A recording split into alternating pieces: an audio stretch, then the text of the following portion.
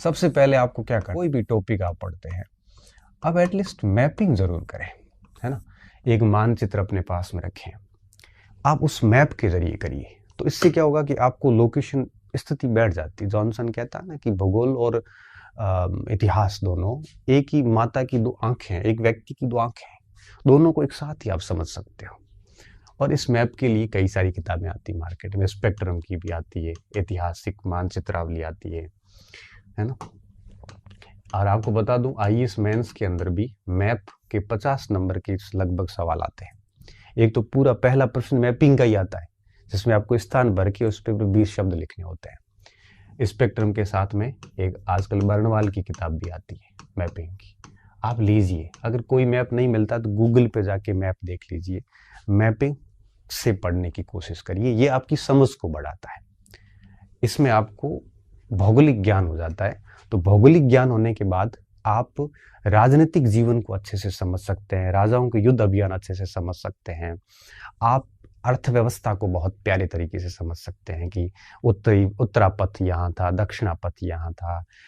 दूसरा काम आपको क्या करना है, जब भी आप पढ़ते हैं, है ना, तो आप पढ़ते वक्त कम से कम कल्पना, किताब से आंखें हटा के, और जैसे आपने पढ़ लिया पुस्तक से, फिर उस पुस्तक से आंखें हटा के, आंखें बंद करके थोड़ा सा मनन कीजिए, कैसे होता होगा सब कुछ। कौटिल्य, मैं तो कई बार ऐसे इतिहास पढ़ते पढ़ते उस काल में चला जाता हूँ, उस दौर में चला जाता हूँ, और उस दौर में जाने के बाद में ऐसे सोचता हूँ कि समाज में ऐसे होता होगा। समाज में उस समय कोई सोशल मीडिया नहीं था, शासन के आदेश कैसे पहुंचते होंगे वहां पे, किस तरह से लोगों तक सूचनाएं पहुंचाई जाती होगी, किसी पर जुल्म हो रहा होता है तो किस तरह से उसको न्याय मिलता होगा, क्या पद्धति होती होगी, 1000 किलोमीटर दूर कोई कैसे जाता होगा। ऐसे कई सारे पढ़ते पढ़ते प्रश्न मेरे मस्तिष्क में आज भी आते हैं, पहले भी आते थे। ठीक है, तो ऐसी कल्पना शक्ति के जरिए आप चीजों को समझ सकते हैं, आप उस समय की वास्तविक स्थितियों को समझ सकते हैं। तो कल्पना शक्ति का यूज कीजिए, लाइन टू लाइन पढ़ते मत जाइए जैसे कोई आप फिजिक्स पढ़ रहे हैं, नहीं। एक होते हैं तथ्य, दूसरा होता है उसका विश्लेषण। ठीक है, अब देखिए, अगर आप केवल तथ्य पढ़ेंगे ना तो आपकी समझ विकसित होगी, ना आप किसी को समझा सकते, ना आप इंटरव्यू में बोल सकते, ना बच्चों को पढ़ा सकते ठीक से। इसलिए कोशिश ये कीजिए कि विश्लेषण को ज्यादा से ज्यादा समझिए। तो क्यों अपनी एनर्जी खराब करनी, सब्जेक्ट को बोरिंग बनाना, सब्जेक्ट को एक प्रकार से जीना नहीं बल्कि अपने आप में सब्जेक्ट को भार मानने की कोशिश है, क्यों करते हैं आप। इससे बेहतर है कि जब भी पढ़ते हैं तो बिल्कुल विश्लेषण कीजिए उसका, और विश्लेषण से तथ्यों को पकड़ने की कोशिश कीजिए, अपने आप उसमें मेन तथ्य आ जाते हैं, ये प्रयास कीजिए। इसके साथ साथ में आपको क्या प्रयास करना है, आपको तारीखें याद करने पर जोर नहीं देना, बल्कि आप है वो क्रोनोलॉजी सेट कीजिए, है ना, कि भाई जैसे कोई भी काल ले लो, है ना, क्रोनोलॉजी सेट कीजिए, पहले कौन सी घटना हुई, उसके बाद कौन सी, उसके बाद कौन सी। घटनाओं की तारीख भली मत याद करो, लेकिन घटनाओं की क्रोनोलॉजी सेट कर लो। नोट्स वगैरह कुछ अगर बनाई है संक्षिप्त में, तो आप है वो कॉपी के पीछे उसकी क्रोनोलॉजी लिख लो। ठीक है, तो इससे क्या होता है, इससे आपको क्रोनोलॉजी याद हो जाती है। तो पूरे पेपर में तारीखों के तो 1-2 सवाल आते हैं, वो भी यूं ही सही हो जाते हैं, मेन तारीख ही आती है, लेकिन क्रोनोलॉजी के काफी प्रश्न आते हैं। क्रोनोलॉजी आपको उत्तर को फंसाने में गजब मदद करता है। तो आप ऐसे तारीखों की बजाय क्रोनोलॉजी को समझिए। ठीक है, क्रोनोलॉजी मतलब घटना पहले कौन सी, उसके बाद क्या हुआ, उसके बाद क्या हुआ, उसके बाद क्या हुआ, उसके बाद क्या हुआ, ऐसे करते करते उसको याद कर लो। ठीक है, मैं मानता हूँ नोट्स को। हो सकता है कुछ लोग ये भी कहेंगे कि नोट्स बनाना वाहियात मूर्खता है वगैरह, सबके अलग अलग मत होते हैं।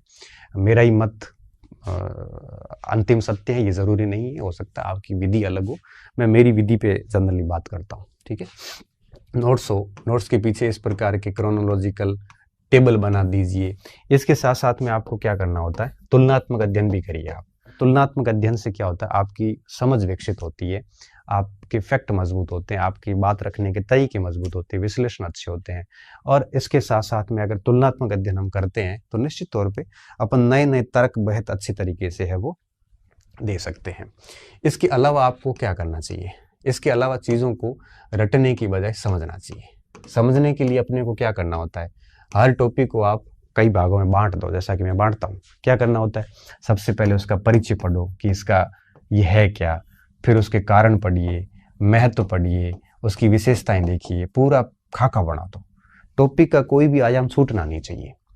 उसके बाद आपको जो जो चीज़ मिलती है उसको उसमें ऐड करते जाइए। जैसे पुनर्जागरण पढ़ रहे हैं, पुनर्जागरण में आप उसकी पृष्ठभूमि देखो कि नामकरण किसने दिया, बेसारी, दिदरो, फ्रांसिस बेकन, फिर उसकी विशेषताएं क्या थी, मानववाद, बुद्धि, तर्क वगैरह। उसके बाद में कारण क्या थे, फिर इटली में क्यों हुआ, उसके कारण क्या थे, इसके प्रभाव क्या पड़े। अब ये सारे के सारे देख लिए। फिर साहित्य में क्या प्रभाव आए, कला में क्या प्रभाव आए, विज्ञान में क्या प्रभाव आए। ऐसा एक मॉडल बना दो पूरा, और फिर उस मॉडल के अकॉर्डिंग है वो चीज़ों को सेट करते जाओ और उसको पढ़ते जाओ। ठीक है। इसके अलावा आप क्या कर सकते हैं, इसके अलावा आप अभ्यास और रिवीजन। भाई पढ़ लिया, लेकिन उसके बाद में कई बार तथ्य किसी ने पूछ लिया तो याद नहीं आता है। तो कई बार तो ऐसा होता है, कई बार तो ऐसा होता है कि तथ्य बड़ा उलूल जुलूल होता है जिसका परीक्षा से कोई सीधा मतलब नहीं होता।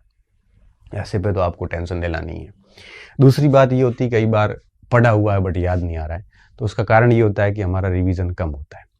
जितनी बार रिवीजन अधिक होगा, और रिवीजन कब होगा, जब आपके पास लिमिटेड मटेरियल होगा। अगर आपके पास लिमिटेड सामग्री है, क्योंकि मैं आपको कई बार कहता हूं कि सफलता सामग्री नहीं दिलाती है, सफलता दिलाती है आपके पढ़ने के तरीके, आपकी कंसिस्टेंसी, परीक्षा तक आपका लगातार लगे रहना। मटेरियल लिमिटेड हो, सिलेक्शन यूं ही हो जाता है। सिलेक्शन आपके पढ़ने के तरीके पे डिपेंड करता है। कुछ किताबें पढ़ के लोग टॉप कर जाते हैं, उन्हीं किताबों से कई लोग फेल हो जाते हैं।